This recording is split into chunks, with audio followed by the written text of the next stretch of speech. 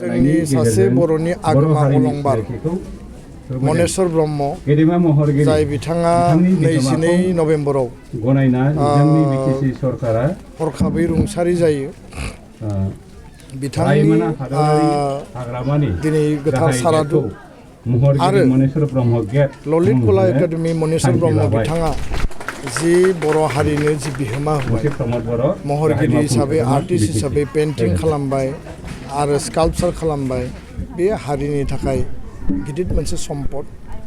बिथांनि हरखाब रुंसारि जानाया जोंखौ खस्थ' होदों, गोसोआव दुखु होदों। हारियाव सासे गेदेमा सुबुं जोङो हरखाबै खोमानानै लानांबाय। बिथांनि सोरगोआरि जिउमानि थाखाय आं आफा इसोरनि खाथियाव आलो गोजोननि थाखाय आर'ज गाबदों।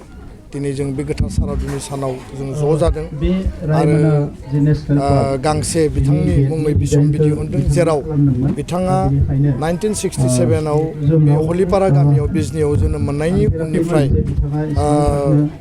माने bachelor of fine arts, master of fine arts degree लानायनि अनगायैबो बिथाङा नेशनेल इन्टारनेशनेल लेभेलाव एग्जिबिशन, सेमिनार्स जिखिनि बियो आर्ट बा पेइन्टिं खालामबाय बेखौ जुगामि खालामनांगोन आरो बेयाव गोबां खोथा बाथ्राफोरखौ बेयाव लिरनाय जादों।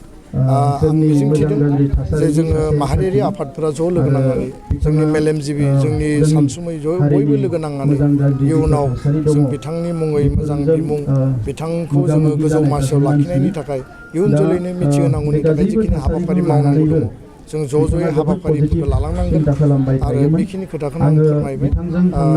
बिथांनि दुखुथिया न'खरजों दिनैनि बिथांनि गैयैयाव जोङो दुखुआव बाहागो लाबाय आरो दिनै जि जोबथा हाबाफारि उनाव जोङो आरोबाव मोजां हाबाफारि लानानै बिथांनि मुंखौ जों जुगामि खालामनांगोन। हाबा मावलांनाय जिखिनि दङ बेखौ जुगामि खालामनांगोन।